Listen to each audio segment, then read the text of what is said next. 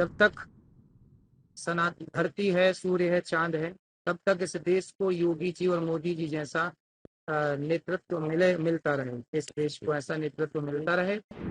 इनके आगे पीछे कोई है नहीं, ये भ्रष्टाचार कर नहीं सकते, ये किसको जोड़ के देंगे, किसको बांट के जाएंगे। भगवान से हम यही प्रार्थना करते हैं कि ऐसे शासक इस देश में बने रहें और सदा ऐसे शासकों का ही इस देश में शासन चलता रहे। राम जी बहुत सुंदर है, राम जी का दिव्य दर्शन हुआ। और राम जी पहली बार जब पहले आए थे तब रामलला का दर्शन हुआ, इस बार आए तो राम जी के साथ सीता मैया का भी दर्शन हुआ। ऊपर वाले फ्लोर में भगवान राम माँ भगवती जानकी के साथ विराजे हैं। बहुत अच्छा लगा राम जी का दर्शन करके, भगवान रामलला का दर्शन करके। और बहुत विस्तार से, बहुत दिव्यता उस मंदिर में। मुझे लगता है कि जैसे पहले उस जमाने में जो मंदिर बनाया गया था, इतिहास मिलता है कि सबसे जब मंदिर तोड़ा गया उसके बाद जो मंदिर का निर्माण कराया गया, तो वो हमारे उज्जैन के एक राजा हुए हैं, उनकी मैंने हिस्ट्री पढ़ी थी। और भी तमाम राजा हुए हैं जिनका आपने देखा होगा कि हम लोग जब लिखते हैं ना कि संबद, विक्रम संबद, विक्रमादित्य, राजा विक्रमादित्य के द्वारा भी मंदिर का निर्माण कराया गया था, जहां तक मेरी जानकारी है।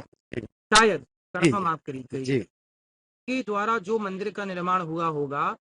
मुझे लगता है उस जमाने के उस भव्यता के मंदिर का निर्माण, आज की भव्यता मुझे लगती है आज का भव्य मंदिर है, और ज्यादा भव्यता इसमें वर्तमान बनाने वाले कारीगरों ने, इंजीनियरों ने, आर्किटेक्टों ने खूब मेहनत की और बहुत अच्छा बेजोड़ मंदिर बनाया है।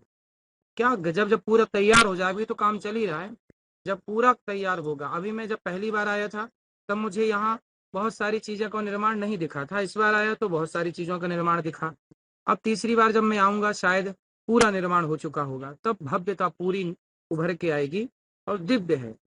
मुझे लगता है कि देवता भी ऐसे दिव्य मंदिर का, ऐसी भूमि का दर्शन करने तो आते ही हैं, लेकिन वो देवता भी आके खुश हो जाएंगे, वाह दिव्य मंदिर में हमारे रामलला बैठे हुए। तो ध्वजारोहण का कार्यक्रम होना है, मंदिर पूर्णतः तलफ हो गया है, उसको लेकर के ध्वज की अगर बात की जाए तो भगवान राम के वंशज कौन से ध्वज लगाते थे, कैसे होता था ध्वज, ध्वज की विस्तृत कैसे होती है? देखिए, भगवान राम तो जो ध्वज लगाते थे वह सनातन का ध्वज जो है वो भगवा ही है, क्योंकि सूर्य उदय और सूर्यास्त में जो सूर्य का रंग है वो सूर्य वंश राम है। तो सूर्य का कलर क्या है, लगभग जब सूर्य उदयाचल और अस्ताचल की ओर होते हैं, उदय और अस्त होते हैं, तब आकाश में हम जो रंग देखते हैं वही रंग राम का था। यहाँ तक कि जब रामानंद सागर जी ने रामायण बनाई, उसमें जब राम जी की सेना चली तो वह सेना जो झंडा लेके चली वह झंडा भी भगवा ही था। तो कहने का अर्थ ये है कि राम जी का ध्वज भगवा ही है, इसलिए राम जी का वह झंडा मंदिर में जो ध्वजारोहण हो। और ये हनुमान जी का, हनुमान जी को सिंदूर चढ़ता है, हनुमान जी ने भी वही रंग ग्रहण किया जो राम को प्रिय था, और राम जी का वह रंग हनुमान जी ने लिया।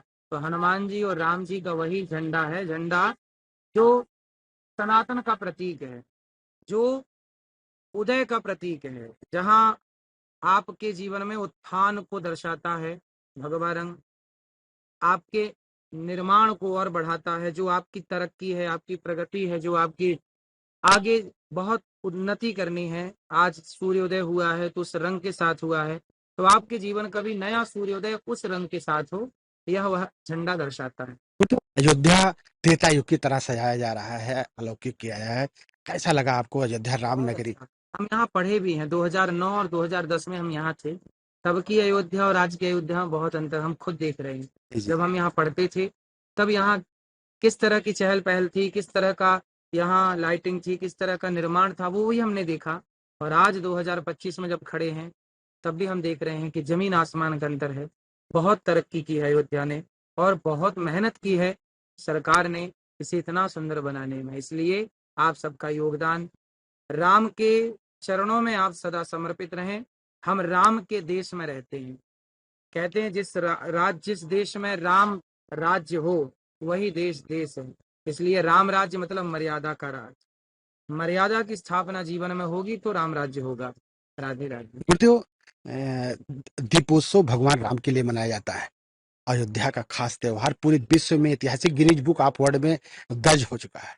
और इस बार और भव्य होगा, उसको लेकर कैसे देखते हैं? आपकी ये दीप महोत्सव कैसे? जलाए जाते हैं, लाखों दीपक जला करके उत्सव मनाया जाता है, अच्छा है।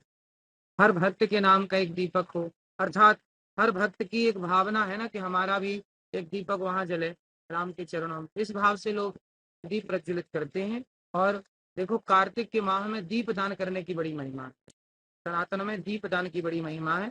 इसलिए आप सब भी आसपास जो नदियां हो वहां दीप जरूर दान करिए। दीप दान करने से आपका दीपक, कुल का दीपक सदा बढ़ता है, खिलखिलाता रहता है। और जो प्रधानमंत्री नरेंद्र मोदी और योगी जी को कैसे देखते हैं, जो हमेशा सनातन को लेकर के और नव निर्माण में लगे हुए हैं?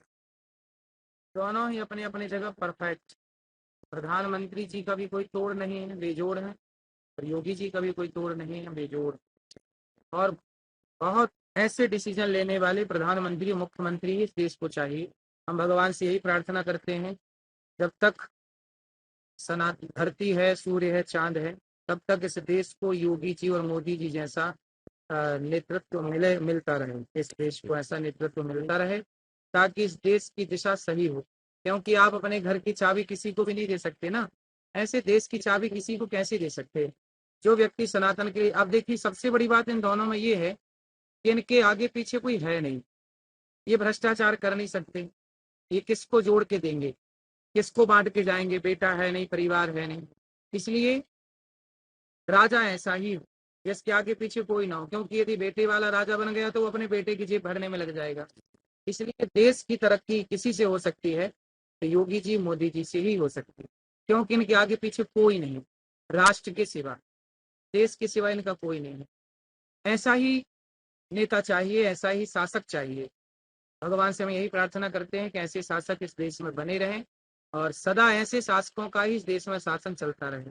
जब तक ये धरती है, इस राष्ट्र को ऐसा ही शासक मिले।